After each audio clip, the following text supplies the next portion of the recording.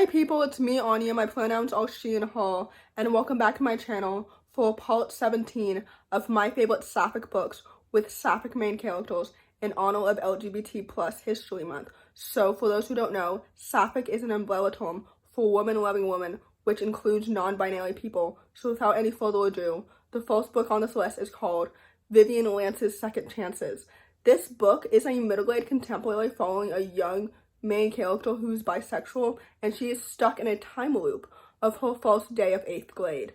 This book is absolutely so good, and I really enjoyed it. When I was younger, I really enjoyed the idea of being stuck in a time loop after reading Before I Fall, which is one of my favorite books of all time, which I know hasn't aged super well, but I still really enjoy it. But now, retrospectively, being stuck in a time loop sounds like literal hell.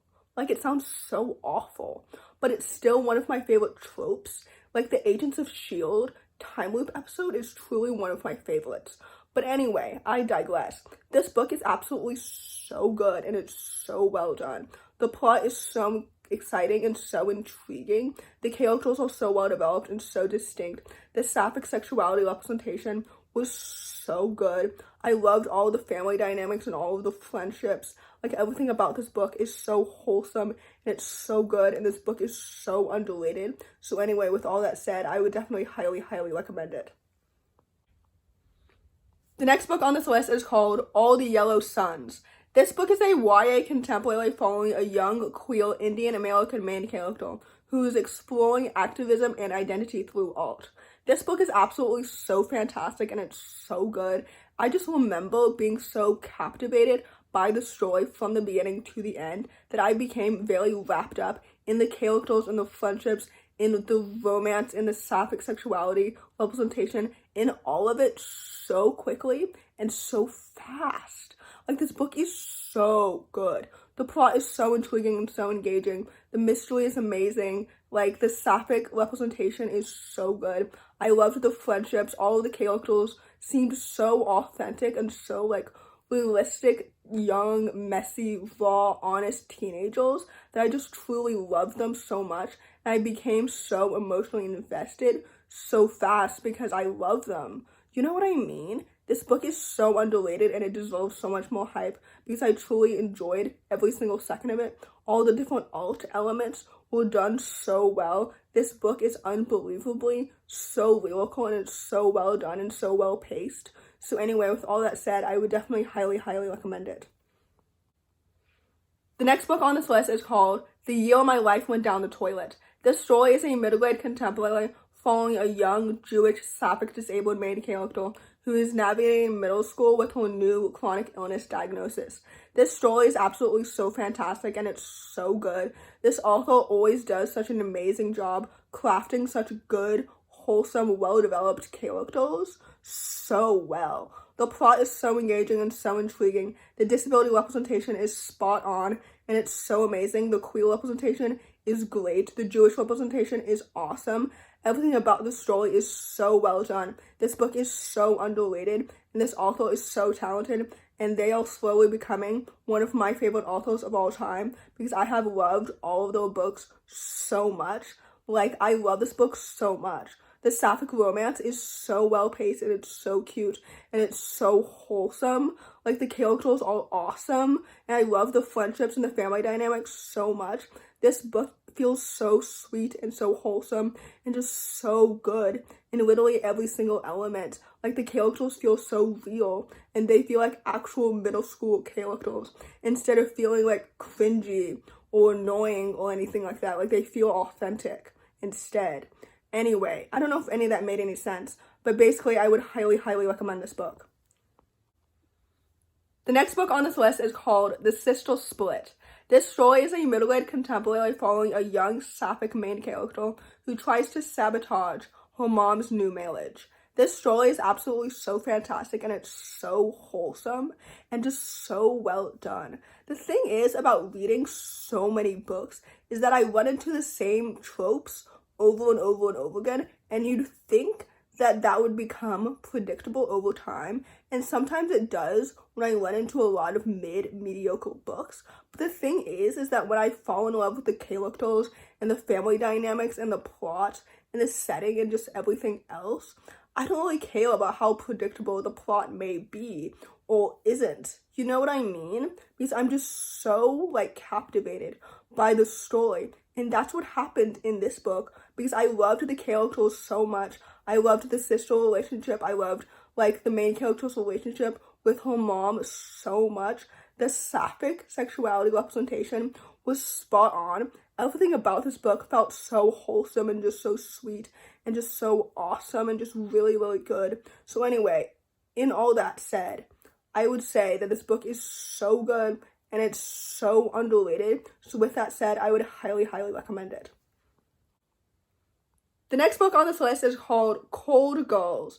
This book is my most recent 5-star read, and it's a YA contemporary following a young Sapphic main character who's dealing with the grief and the death of her best friend. This book is absolutely so amazing, and it's so well done. It was so emotional, and I just really, really enjoyed how the author, like, incorporated flashbacks so well, because sometimes when I'm reading a story with dual timelines and flashbacks, it feels more jarring than, like, cohesive, but in this book, it was done so well, and I truly understood, like, their relationship in the past, in the present, and how it would paint the future, if that makes any sense. This book was just really, really good. The plot is so engaging and so intriguing. The characters felt authentic and well developed and just so good. The friendships were so lovely and so wonderful, and everything about it felt so, like, honest. I don't know what it is about grief, but I love reading stories about it and reading stories about people, like, navigating emotional stories. Maybe I just enjoy emotional driven stories, actually. Anyway, the point is, this book is really, really good, and I really, really enjoyed it. So with that said, I would highly, highly recommend it. The next book on this list is called The Hills of Estrella Roja.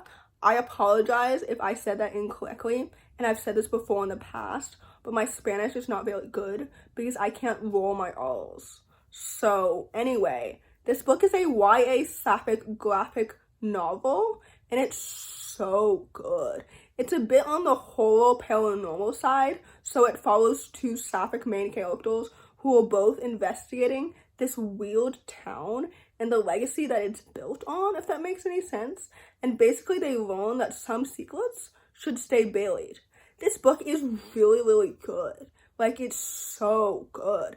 The illustrations are so pretty and so vivid, and they really made the story come to life so much more. I've said this before in the past, but sometimes when I'm reading graphic novels, I enjoy the art style more than the actual story. But within this book, I just really enjoyed both elements because the story was so well done. The plot is so engaging and so intriguing. The mystery is so captivating. Like, the Sapphic romance was so well paced and so well developed because it was based on, like, genuine chemistry, and it didn't feel rushed at all, which sometimes in graphic novels the romance can feel rushed, but within this story it didn't at all. And I just really, really enjoyed the characters and the mystery and the family dynamics and the romance and just everything about it. This book is so good and it's so underrated. So with that said, I would highly, highly recommend it.